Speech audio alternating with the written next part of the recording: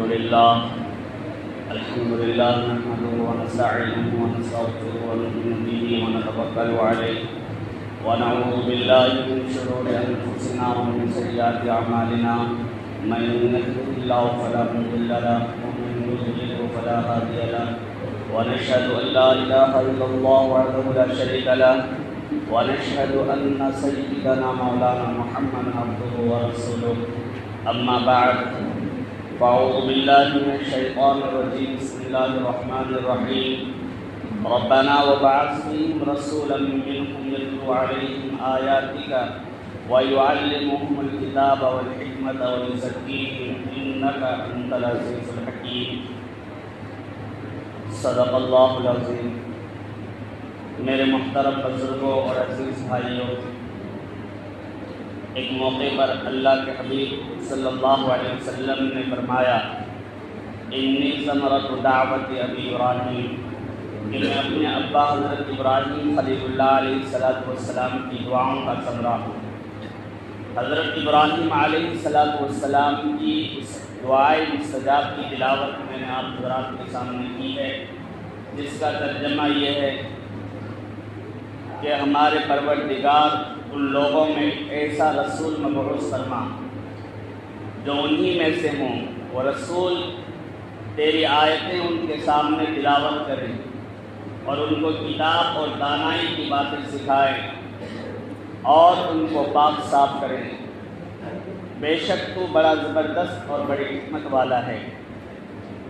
میرے بھائیوں اور بزرگوں، اسلامی مہینوں کے اعتبار سے یہ مہینہ ربیع الاول کا مہینہ کہلاتا ہے۔ اس مہینے کی سب سے بڑی فضیلت اور خصوصیت یہ ہے کہ اسی مہینے میں فخر رسول، محسن انسانیت،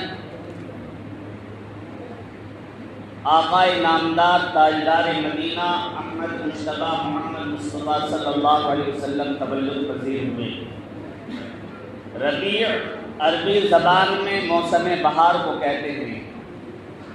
آج سے 1400 برس پہلے عرب کی ویران وادی میں بہار آئی تھی۔ بی بی آمنہ کے آنگن میں ایک سدا بہار پھول کھلا تھا، جس کی مہک اور خوشبو سے ساری کائنات معطر ہو گئی۔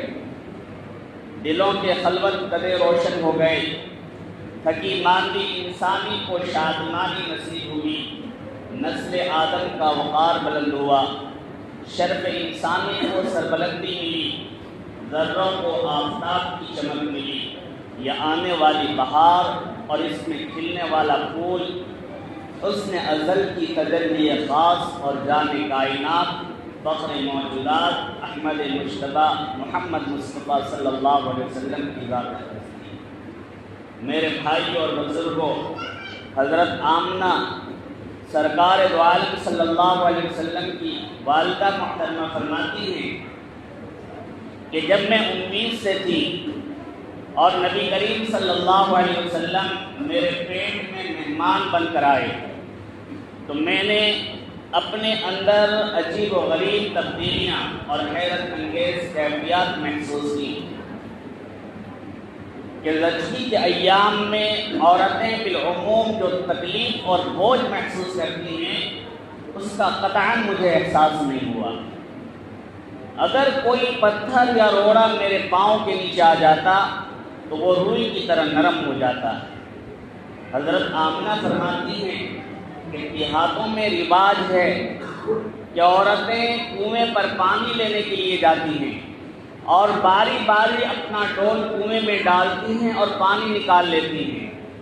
حضرت آمنہ فرماتی ہیں کہ میں بھی اپنی سہیلیوں کے ساتھ کنویں پر پانی لینے کے لیے جاتی تھی۔ عورتیں باری باری اپنا ڈول ڈال کر پانی نکال لیتی۔ جب میں اپنا ڈول کنویں میں ڈالتی تو پانی اڑ کر کنویں کی منڈیر تک آ جایا کرتا تھا۔ حضرت آمنہ فرماتی ہیں کہ ولادت سے پہلے مجھے عجیب و غریب خواب نظر آیا کرتے تھے، اکثر مجھے نور دکھائی دیتا۔ ایک دن میں نے اپنی سہیلیوں کو بتایا کہ بہن جب سے یہ بچہ میرے پیٹ میں مہمان بن کر آیا ہے میں عجیب طرح کے خواب دیکھتی ہوں۔ حضرت آمنہ فرماتی ہیں کہ جب میں نے یہ بات اپنی سہیلیوں کو بتایا تو انہوں نے کہا کہ بہن ان ایام میں سائے کا اثر ہو جاتا ہے، ہم تو ان ایام میں لوہے کا کڑا بنوا کر گلے میں پہن لیتی ہیں، تم بھی ایسا ہی کرو، اس سے خواب نظر نہیں آئیں گے۔ حضرت آمنہ فرماتی ہیں کہ میں نے اپنی سہیلیوں کے کہنے پر ایک لوہے کا کڑا بنوا کر گلے میں ڈال لیا۔ پہلی ہی رات ایک بزرگ ہستی، سبز عمامہ، سفید ریش، نورانی چہرہ اور نہایت ہی خوبصورت اور حسین مجھے خواب میں نظر آیا، اور وہ میرے قریب آئے اور قریب آ کر انہوں نے اپنی شہادت کی انگلی سے اشارہ فرمایا۔ اشارہ کرتے ہی وہ لوہے کا کڑا ٹوٹ کر زمین پر گر گیا۔ حضرت آمنہ فرماتی ہیں کہ میں نے پریشانی کے عالم میں پوچھا کہ بابا تم کون ہو اور تم نے یہ کیا ظلم کیا؟ تو کہنے لگے کہ بیٹی میں ابراہیم خلیل اللہ ہوں اور میں تمہیں آج بشارت دینے کے لیے آیا ہوں کہ تیرے پیٹ میں کوئی معمولی بچہ نہیں ہے بلکہ تمام انبیاء علیہم السلام کے سردار ہیں۔ بیٹی ہماری غیرت نے یہ گوارا نہیں کیا کہ ہماری بیٹی بھی توہم پرستی کا شکار ہو جائے۔ بیٹی تیرے بطن میں وہ مقدس ہستی ہے جو شرک و بدعت، فسق و فجور، توہم پرستی و جہالت اور ظلم و ستم کے کڑے توڑے گی۔ جب یہ دنیا میں آئیں گے تو حق کا بول بالا ہوگا۔ حضرت آمنہ فرماتی ہیں کہ ایام حمل میں مجھ سے خوشبو آیا کرتے تھے۔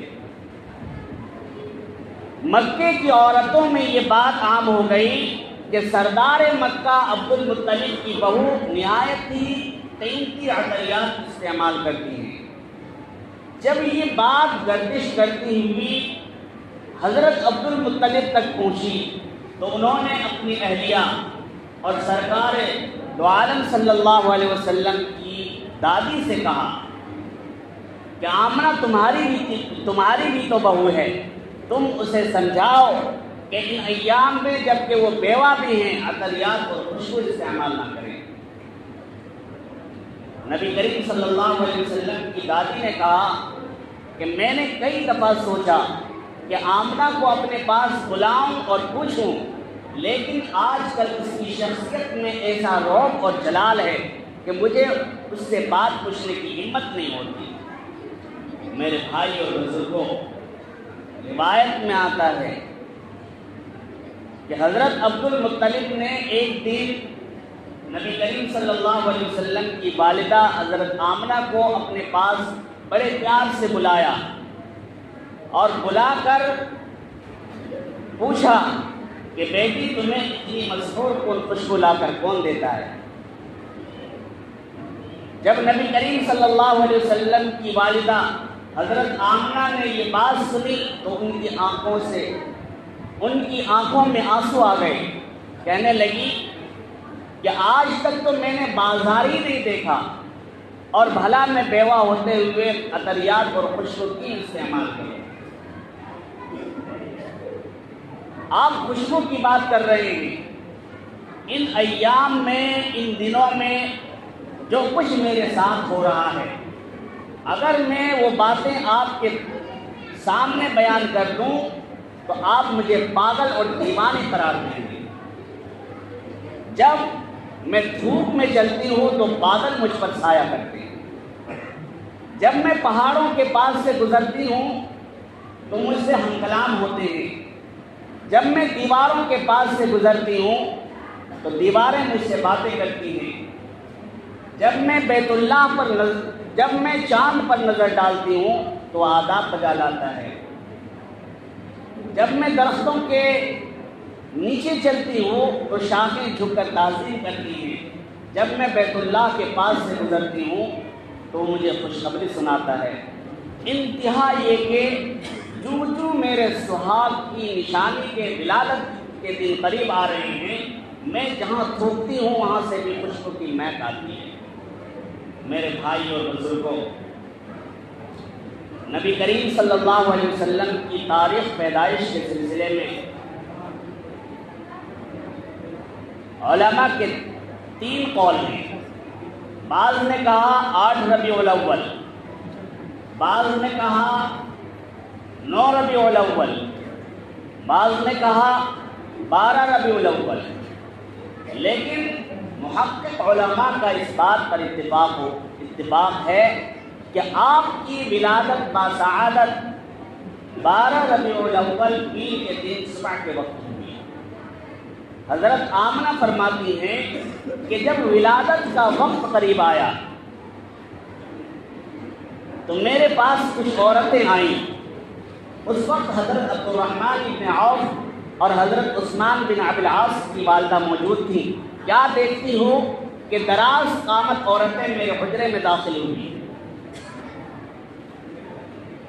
پوچھنے پر ایک نے اپنا نام آسیہ اور دوسری نے مریم بتایا، اور باقی جنت کی حوریں تھیں۔ حضرت آمنہ فرماتی ہیں کہ جب ولادت کا وقت قریب آیا تو میرے کمرے کے چراغ میں تیل ختم ہو گیا، اور حضرت عبدالرحمن ابن عوف کی والدہ کو روشنی کی ضرورت پڑی۔ حضرت آمنہ فرماتی ہیں کہ جب نبی کریم صلی اللہ علیہ وسلم کی ولادت باسعادت ہوئی تو سارا کمرہ اس طرح روشن ہو گیا کہ حضرت عبدالرحمن ابن عوف کی والدہ کو روشنی کی ضرورت ہی نہیں پڑی۔ میرے بھائی اور بزرگوں، حضرت آمنہ فرماتی ہیں کہ ولادت کے بعد میں نے اپنے بیٹے کو دیکھنا چاہا، جیسا کہ ہر عورت کی تمنا اور خواہش ہوتی ہے کہ میں اپنے بچے کو دیکھوں۔ حضرت آمنہ فرماتی ہیں کہ میں نے اپنے بیٹے کو دیکھنا چاہا تو میں یہ دیکھ کر حیران رہ گئی کہ میرا نور نظر لخت جگر سجدے کی حالت میں پڑا ہوا تھا۔ یعنی پہلے ہی دن تمام عالمی انسانیت کو یہ پیغام دے دیا کہ سب سے بڑی ذات حق تعالیٰ کی ہے، وہی خالق ہے، وہی مالک ہے، اور وہی بندگی کے لائق ہیں، اور اسی کے سامنے بندوں کا سر جھکنا چاہیے۔ میرے بھائی اور بزرگوں، نبی کریم صلی اللہ علیہ وسلم کی پیدائش کا دن بڑا تاریخی اور باعظمت دن تھا۔ اس دن ایوان کسریٰ میں زلزلہ آ گیا، جس سے اس کے محل کے 14 کنگرے گر گئے۔ آتش کدہ فارس جو ہزاروں سال سے روشن تھا اچانک بجھ گیا، نہر سادہ خشک ہو گئی، بابل کا نمرود خاک میں مل گیا، صنم قدوں کے بت سرنگوں ہو گئے، نور نبوت سے اندھیرا بھاگنے لگا، آفتاب نبوت کی درخشندہ کرنوں سے ساری کائنات منور ہو گئی، ذرہ ذرہ روشن ہو گیا، خزاں رسیدہ چمن میں بہار آ گئی، پرندے تہنیت کے گیت گانے لگے، ستارے سلامی دینے لگے، حور و غلمان نے درود و سلام کا نذرانہ پیش کیا، سیدہ آمنہ کا شانہ نور سے منور ہو گیا۔ فاطمہ بنت عبداللہ جو اس وقت دائی کا فریضہ انجام دے رہی تھی، وہ کہتی ہیں کہ جب نبی کریم صلی اللہ علیہ وسلم کی ولادت باسعادت ہوئی تو سارا گھر روشن ہو گیا، ستارے اس طرح جھکے کہ مجھے اندیشہ لاحق ہوا کہ یہ کہیں مجھ پر گر نہ پڑے۔ حضرت آمنہ فرماتی ہیں کہ جب نبی کریم صلی اللہ علیہ وسلم کی ولادت باسعادت ہوئی تو میں نے ایسا نور دیکھا جس سے بصرہ اور شام کے محل روشن ہو گئے۔ میرے بھائی اور بزرگوں، بچہ پیدا ہونے کے بعد سب سے پہلا کام والدین کا جو ہوتا ہے وہ نام رکھنے کا۔ آپ صلی اللہ علیہ وسلم کا نام مبارک کس طرح رکھا گیا اور آپ صلی اللہ علیہ وسلم کے نام مبارک کا کیا معنی ہے؟ مرقات شرح مشکات میں ملا علی قاری رحمۃ اللہ علیہ نے تحریر فرمایا ہے، فرماتے ہیں اس میں لکھا ہے الاسماء تنزل من السماء، کہ نام جو دنیا میں انسان اپنے بچوں کا رکھتا ہے وہ آسمان سے نازل ہوتی ہے۔ الاسماء تنزل من السماء، کہ نام آسمان سے نازل ہوتے ہیں، آسمان سے اترتے ہیں۔ حضرت عبد المطلب کا اپنے تمام بیٹوں میں صرف آپ کے والد ماجد کا نام عبداللہ تجویز کرنا یہ اللہ کے نزدیک سب سے زیادہ محبوب تھا، یہ القاء ربانی تھا۔ اسی طرح آپ صلی اللہ علیہ وسلم کا نام مبارک محمد اور احمد رکھنا بھی بلا شبہ الہام ربانی تھا، جیسا کہ شارح مسلم امام نووی رحمۃ اللہ علیہ نے لکھا ہے کہ یہی وہ دو نام ہیں جن ناموں کو اللہ تبارک و تعالیٰ نے قرآن کریم میں ذکر فرمایا۔ ایک موقع پر فرمایا محمد الرسول اللہ والذین معہ اشداء علی الکفار، دوسرے موقع پر فرمایا ومبشرا برسول یأتی من بعدہ اسمہ احمد۔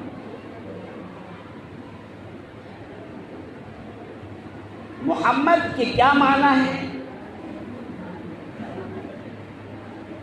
لفظ محمد تحمید کا اسم مفعول ہے، اس کے معنی ہے کسی کے فضائل و خصائل کو اور فضائل و مناقب کو محبت و عقیدت کے ساتھ بیان کرنا۔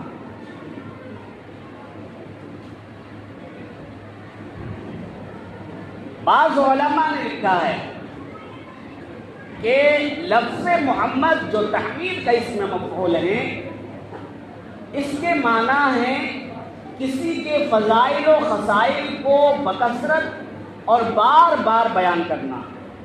بس نبی کریم صلی اللہ علیہ وسلم کی ذات ہی وہ ذات ہیں جن کی سب سے زیادہ تعریف کی گئی ہے۔ امام بخاری رحمۃ اللہ علیہ نے تاریخ صغیر میں ایک روایت نقل کی ہے کہ حضرت ابو طالب یہ شعر پڑھا کرتے تھے، آپ کے چچا ابو طالب یہ شعر پڑھا کرتے تھے وَشَقَّ لَهُ مِنْ اسْمِهِ لِيَدِلَّهُ فَذُو الْعَرْشِ مَحْمُودٌ وَهَذَا مُحَمَّدٌ۔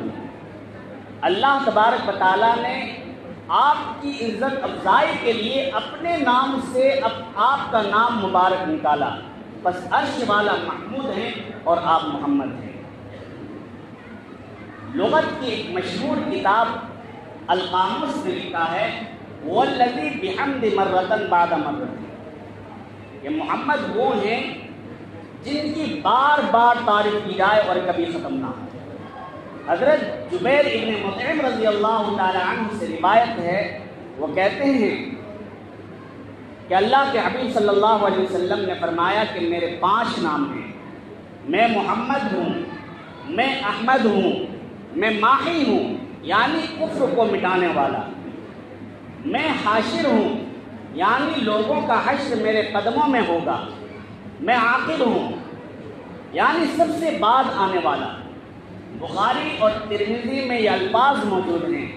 اللہ کے حبیب صلی اللہ علیہ وسلم نے فرمایا انا العاقب الذی لیس بعدی نبی، کہ میں وہ ہوں کہ جن پر اللہ تبارک و تعالیٰ نے نبیوں کے سلسلے کو ختم فرمایا۔ قاضی عیاض نے شفا میں، حافظ ابن حجر اسقلانی رحمۃ اللہ علیہ نے فتح الباری میں، اور حافظ سید الناس ایمن الاثر سے نقل کرتے ہیں کہ اللہ تبارک و تعالیٰ نے عرب و عجم کے دنوں اور زبانوں پر ایسی مہر لگا دی تھی کہ کسی کو محمد اور احمد نام رکھنے کا خیال اور تصور بھی نہیں آیا۔ اسی لیے تو قریش مکہ نے سردار مکہ عبد المطلب سے سوال کیا کہ یہ منفرد نام آپ نے کیوں منتخب کیا؟ یہ منفرد نام آپ نے کیوں منتخب کیا؟ لیکن جب آپ صلی اللہ علیہ وسلم کے ظہور قدسی کا یعنی اس دنیا میں آنے کا وقت قریب آیا تو علماء بنی اسرائیل کے علاوہ کاہنوں اور نجومیوں نے اس نام کو بہت مشہور کر دیا۔ بس لوگ اسی امید پر اپنے بیٹوں کے نام محمد اور احمد رکھنے شروع کر دیے۔